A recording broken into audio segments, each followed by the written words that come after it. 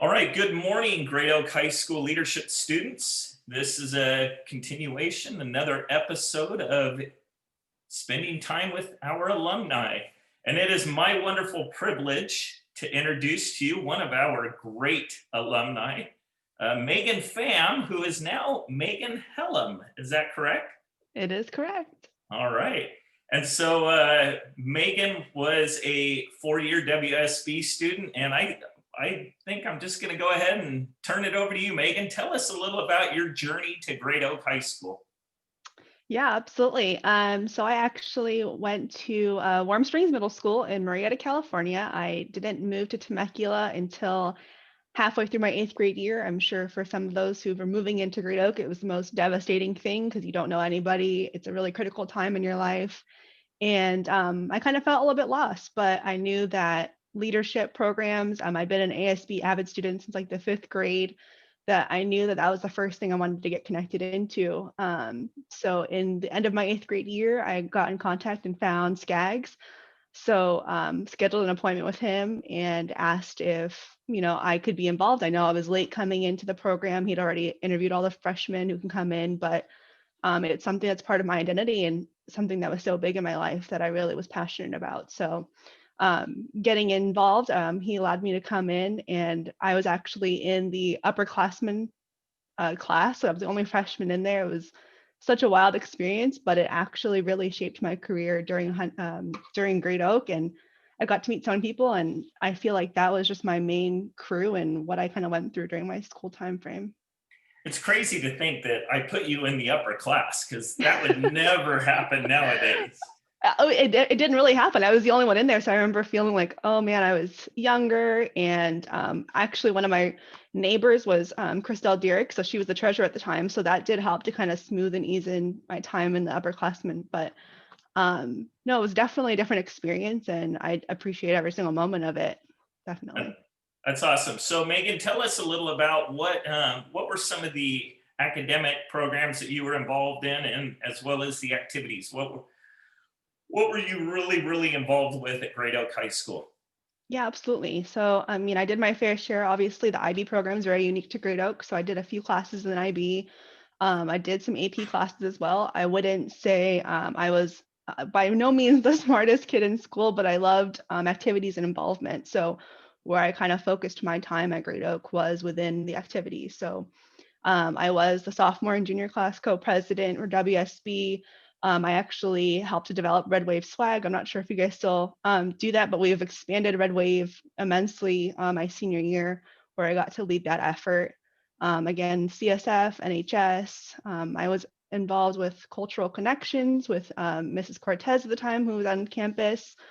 I developed the sidewalk art fair my freshman year. That was probably my biggest project within WSB. And then also involved with like nonprofit organizations outside. So I was really involved in my church at St. Catherine's. And then we also had the Children's Skin Disease Foundation. So lots of involvement. That's where I really felt like I grew the most through my high school career.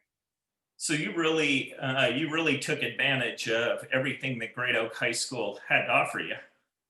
Absolutely. I mean, that's where I kind of felt like I got my strides. I look back on a lot of my career going into university, and it was kind of like where I caught my stride was I was a well-rounded student, I felt like. So, I wasn't getting straight A's in every single class. I wasn't, hitting all the things, but I got enough of a good mix of everything where I was really big. I think what came from you, Skaggs, is I always felt like I always wanted to befriend the folks who, struggle to find where they fit within the school. So I was in so many different pockets of friends that I was able to kind of find those folks who didn't have that connection within Great Oak, and try to, where I saw myself was kind of like the glue to find them what was the best organization or what was the best friend group for them. Especially coming new to the school, I didn't know where I kind of fit in. So I kind of fit in everywhere in a sense. I didn't really have a core main group of friends. Well, you certainly didn't have a problem getting to know people. I know that by the time you graduated, you had a good group of friends. Absolutely. Um, where did you eat lunch? Well, it really depended on the day, end of the year. I think each year I had a main kind of like clique that I hung out with. I do distinctly remember at least like the planters in front of the student store. There was like those floor there I used to sit at. I was in Miss Brennan's room a lot. She became like my adopted mom at school. Also, there was always WSB events going on. So we did like the lunchtime rallies that I was always participating in. Or again, I was in so many different clubs. So each day it was like a different club a week that I was in, whichever classroom we were meeting at the time. Very cool. So Megan, tell me, you ended up getting one of the greatest scholarships that one can get. Can you tell us? And this is kind of leading into graduation and going off to college. Can you share us a little about that?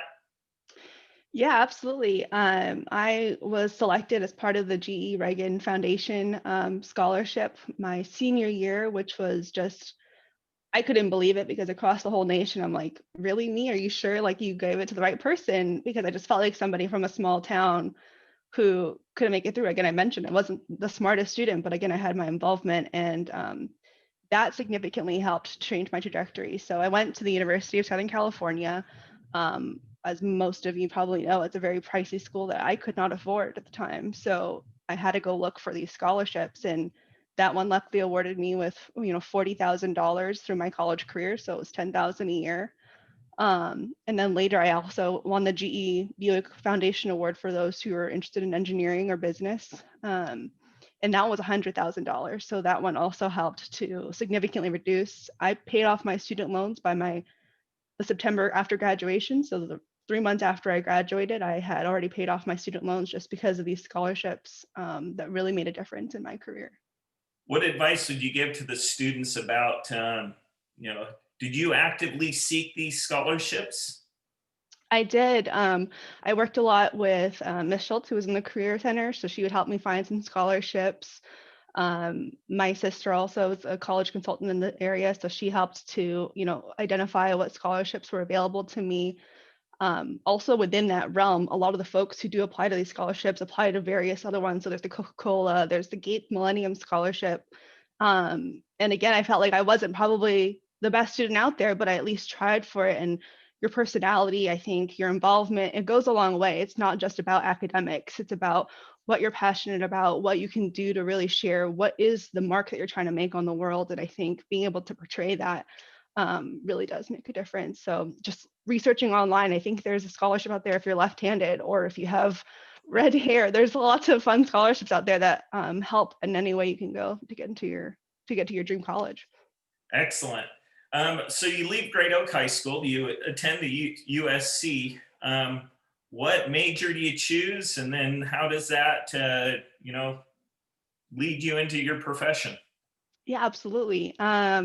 Within high school, I always knew like I always wanted to get into business somehow. It was just a dream to, be a manager, be a director, VP, or maybe even a C-level executive. And so I didn't really know exactly where I'm at. I'm sure most of you are also in that same boat of what do I go into? And so I figured I'm always that type of person that I won't tell someone to do something unless I know how to do it. So I figured I should go technical degree.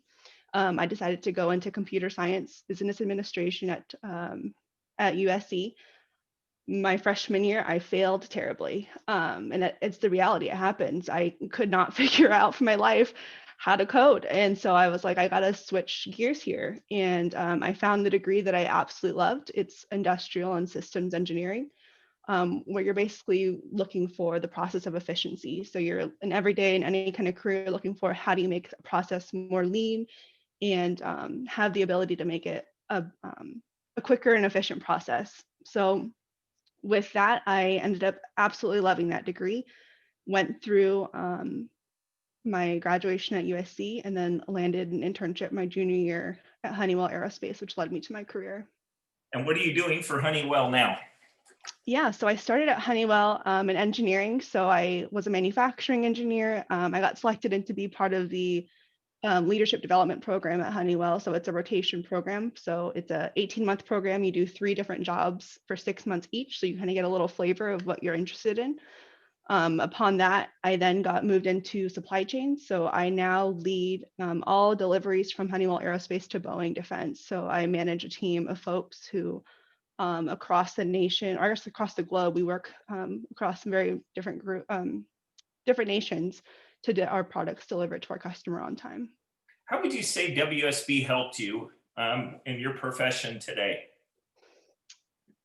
Lots. I think that I kind of sit at the table because of the leadership skills that I've learned through WSB. So being able to communicate and articulate what's going on, planning events. I'm actually leading the leadership development program now at Honeywell, and it's like, hey, how do you put an event together? And it's like it's so cakewalk for me. And everyone's like, I don't know where to start. Where do you start with events? And who do you invite and what days you plan and stuff? And it's like this is no big deal nowadays because sometimes I'm even planning like supplier summit. So I'm asking the supplier to come on site, you know, ordering foods and stuff like that. Everyone tends to like kind of get panicked. They're like they do not have that experience. And it's just like second nature to me with, okay, you bring these people together. This is the kind of the agenda you want to build. And WSB's actually done so much for my career in terms of just the organization skills you learn from it, the discipline around it. You're working the long hours. You're a full-time student, but you're also doing events at night, which is,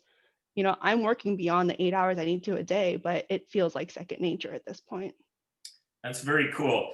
That's the first time I've asked that question. I need to ask Oh, that question. Yeah, because I think it's important that kids are able to make the connection of mhm. how critical WSB is in their can be in their life.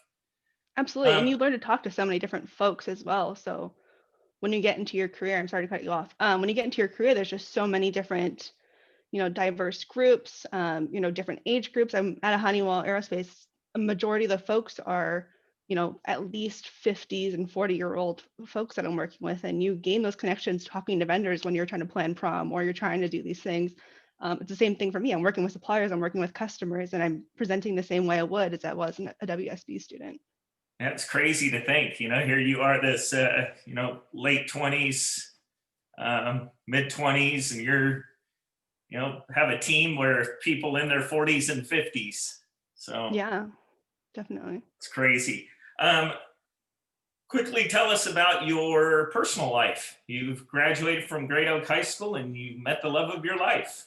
Yeah, absolutely. I met my husband Taylor in college. We both were RAs, so I was again still involved in trying to get those, find those folks where they feel comfortable. And so I was a residential assistant or advisor on campus for 3 years, from sophomore to junior year. My first year, I met my husband. He actually lived in the dorm right above me, and we were on the same staff team. And he was super involved in campus. I was as well.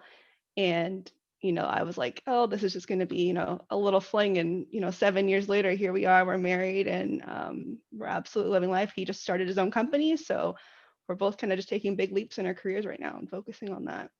Good for you. So, Megan, I always like closing with what words of advice would you give to the leadership students of Great Oak High School? Yeah, definitely. Where I really look, especially when I'm hiring folks nowadays, it's the same true and true. My favorite quote is, the answer is always no unless you ask. So I was always afraid, like and I still do in my career. It gets in my mind where I'm like, I'm still young, I'm a woman, I'm, of a minority group. And it's like, do I speak up at the table? Do I do these things? And the answer is always going to be, the worst answer they can say to me is no. So, when it comes to negotiations and trying to find a new offer, ask the questions. If you want to lead a project that you're like, someone more senior should have it, ask the question. And I've gotten so many opportunities because I haven't been afraid to ask the questions. And I'm now leading this large group where I'm hiring on 48 new employees every single week for Honeywell, or every other 6 months for Honeywell. And if I just didn't ask if I can be involved, I would never be at this current state that I'm at right now. And really, I always, when I recruit people to come into Honeywell, I'm not looking for somebody who can tell it all and tell me how to run different data programs and do that stuff. I'm looking for someone with grit. So if you're willing to put the time into there and do the research on your own, put your head down and work super hard, that's really what I'm looking for. I can care less of what you're bringing to the table because I can teach you everything on the job. So having the behaviors, I think, are most critical in terms of just always wanting to be passionate about what you're doing and trying to be better on yourself and becoming your best. That's all I really ask for when I'm looking for somebody. And that's what I would give to you. Give it all during school, during looking for colleges, while in college, for jobs. Just give it all your all. That's all you can ask. I love the advice of, the grit. That it is so true nowadays. We're seeing that more and more, that you can teach them everything that they need to know, but do they have the work ethic? Hmm. Are they present? Are they? Um, you know, I would look at it from our standpoint. Do they turn on their camera and Absolutely. engage in the class? So I 100% agree. love that. I also love the advice. I remembered you had said that years ago about asking. It never hurts to ask. The worst thing is they can just say no. My wife has always said that, because sometimes I won't ask. My wife's like, what are they going to do? They're just going to tell us no. And then there's been times we've been upgraded, gotten a nicer hotel room or on the plane, and because she just asked. Hmm.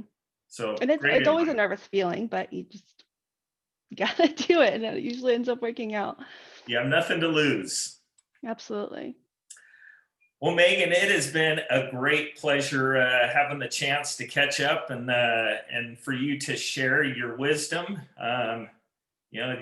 It's crazy, and Great Oak students want to remind you that it wasn't too long ago, less than 10 years ago, that Megan was sitting in your seat.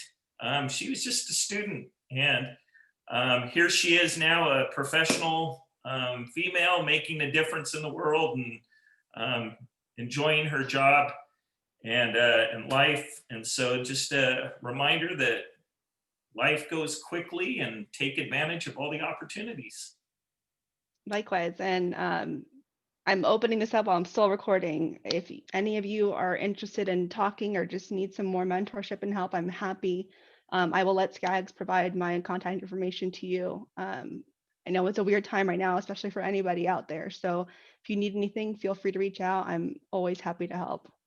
Megan would be a good one for you guys to reach out to, if you and one thing you'll learn too is the more connections you have, because maybe in 10 years from now, when you are applying for jobs in the engineering or aerospace, you have a connection. Absolutely.